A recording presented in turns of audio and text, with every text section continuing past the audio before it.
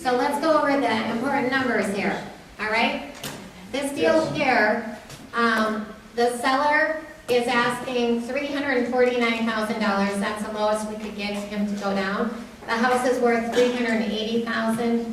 The seller owes $280,000 on a first mortgage. PITI, principal, interest, property taxes, insurance is $1,700. He said yes, he would lease purchase, and he also said, when I said, would you prefer to lease purchase your home or sell me your house? And he said he wanted to sell the house, so this is actually a yes. He said yes to owner financing. The house needs no repairs. And it's 2,600 square feet, 3-bedroom, 2.5 bath. The seller agreed to a 10-year term. Wow. Woo! Is that good? And $1,700 a month. Now, he did want a little bit of money down. I said, we usually don't put any money down. Anyway, he wanted a little bit down. Who cares? Yeah. $4,000 down on a $300,000 house, acceptable? Yeah. Yeah, who cares? Sure. All right. Okay, so, you like it? Yeah. If you go out to the house, and these terms stay the same, what's your next step? I guess I was on a title search. Oh, what do you need before you run title? Oh, well, we're gonna sign paperwork.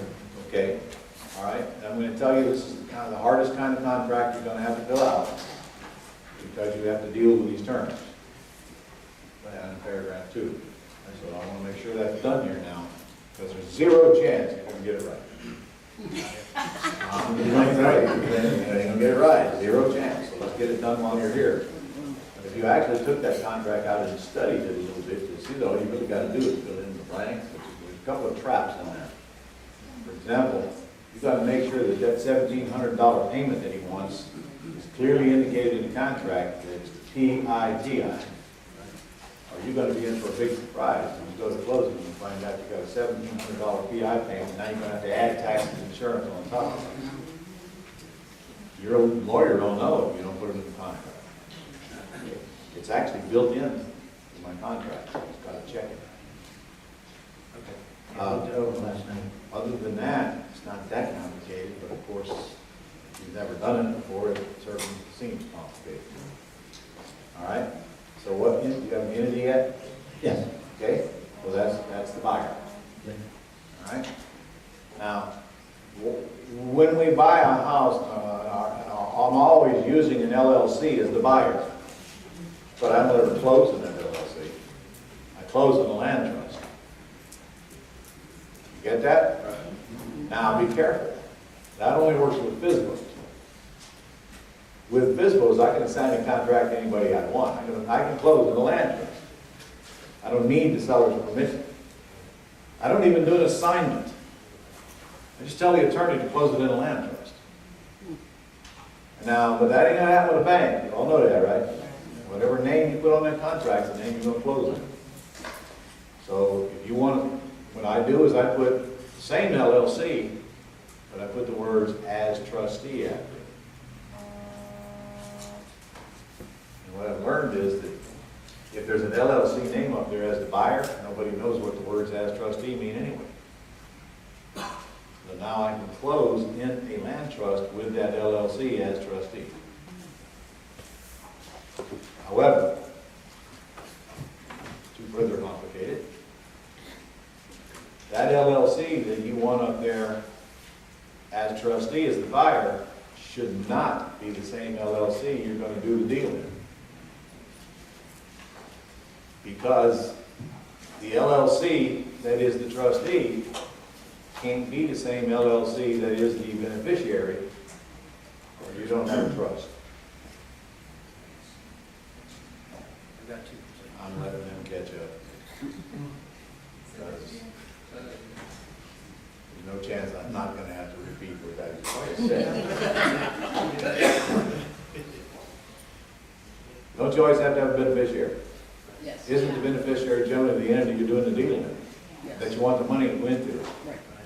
Okay, just make sure that these two entities aren't the same. Now, I can tell you right now, even if they are the same, you're probably never going to get caught. It's probably a totally moot point. But if you ever do attacked and the other attorney finds out that you got the trustee and beneficiary the same, you simply don't have a trust. But good news is you probably won't get attacked. It's kind of like cheating the IRS, you probably won't get audited. It's kind of like operating without a real estate license, you may never get caught. But if you do, But if you can rob banks till you get caught too, right? All right, so we got a good deal here. We got a really good deal here. You're gonna go get it under contract. You know, why don't we just go, I'd never go into a house. If they're asking 380, you know, they're asking 349, Yeah, they're asking 349, it's worth 380. okay? What's this 2,000? Comps, monthly, Rental. rental meter, So rental meter. they're asking 349, and they only owe 280, so they have a lot of equity there. Yes, So, I mean, come on, you've got to try to get them to come down on price, right? It's the only manly thing to do. You don't just get them what they want. Come on, is that the best you can do? You at least do that, right? yes. And you'll almost always get discounts on it. But, I mean, are we okay with the 349 if we can't get it for less? Sure. Definitely. Okay, Jerry, get on the contract, it's worth 389, what are you gonna sell it for? 389, we'll sell it for, 205.99. You mean 405? 405, yeah. No, That's what it- That's what. nah.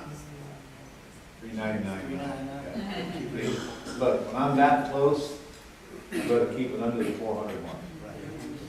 It sounds better. Okay. Now, what kind of, here's the good part, what kind of a deposit is that gonna bring? 45, at least 50, 60. We don't know, but I guarantee you, I wouldn't take less than 25 to put anybody in that house. And, you know, in my mind, I'm thinking I'm gonna get 50. Yeah. Could I get more? Sure. This is the kind of outlet where you can get more.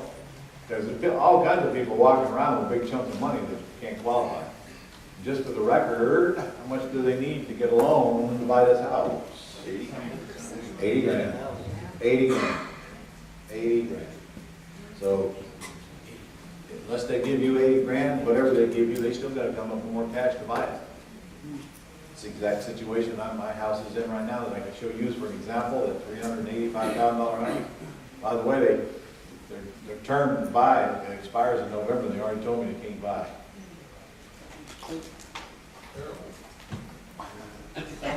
No, let me tell you what happened.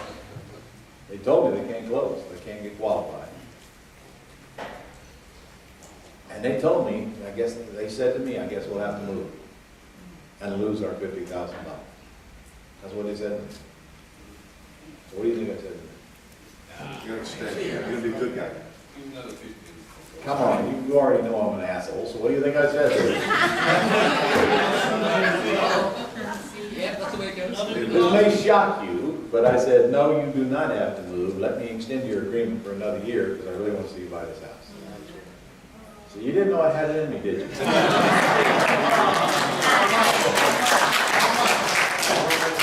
that's exactly what I did. I sent them an email and said, I'm extending your agreement for another year. Did you raise anything? Then I didn't raise a dime. Come on, they gave me 50 grand, they paid me $25,000 a month, what that takes piece. Paying $395, seller, realtor put sell it for $385. By the way, the comp shows worth $405. Because they tried to come back and say, well, we can't get it appraised for that much. And I said, well, how do you know?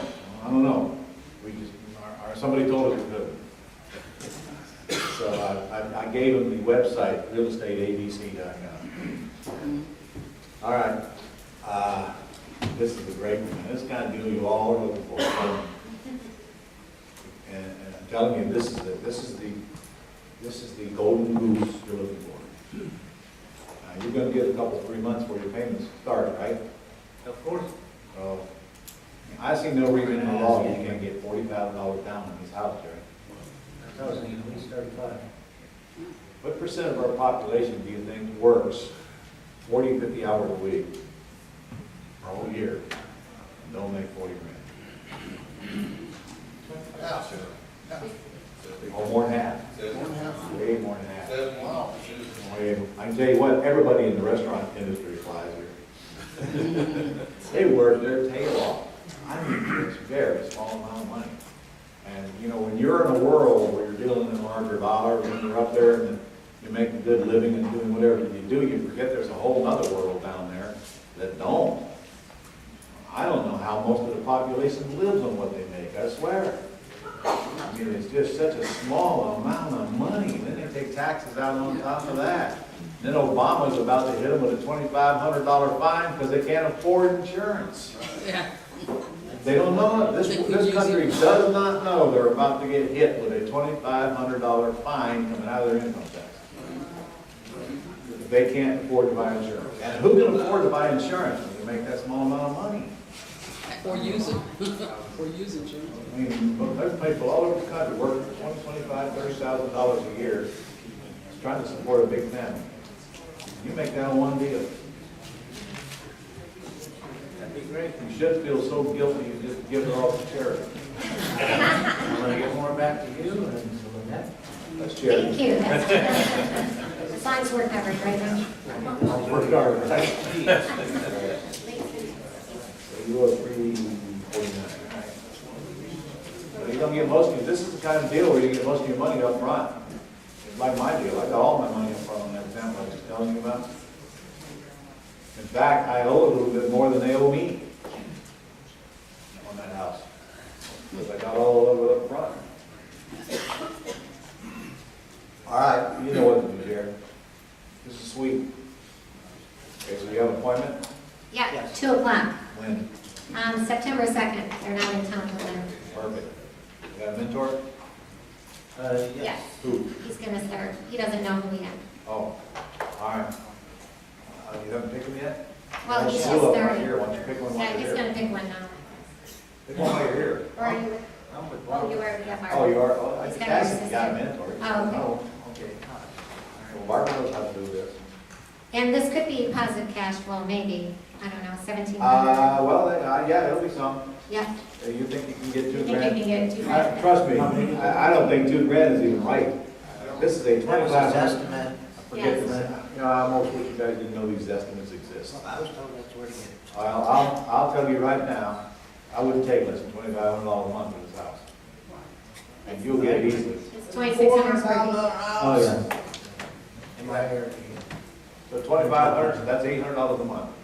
Now, see, this is the kind of deal, in fact, I hesitate to say this, but, you know, as long as they got a bunch of money, man, I hope their credit sucks and they got liens and judgments and all kinds of crap.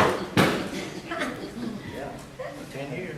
Heck, the worst qualified they are, the better I like it. In fact, it might be your credit is too good, I can't approve you. Is this a cash cow you want to put somebody in and set it and forget it and hope they never buy it and don't care if they do? Yes. Absolutely. Producing $800 a month for as long as they stay in the house. And then when they decide they want to move, you go do it again and start all over. This is kind of 10 years, you got 10 years. Gee, I wonder what this thing is going to, I don't know what this house is worth, it's a lot of money. All right, And this was a Gold Club, Eagle VA Gold Club lead. so we found it online. Does it say what site? no. No. Oh, no, this is the one you got. This is one I got. Ah, This is one of those inbox leads, right here.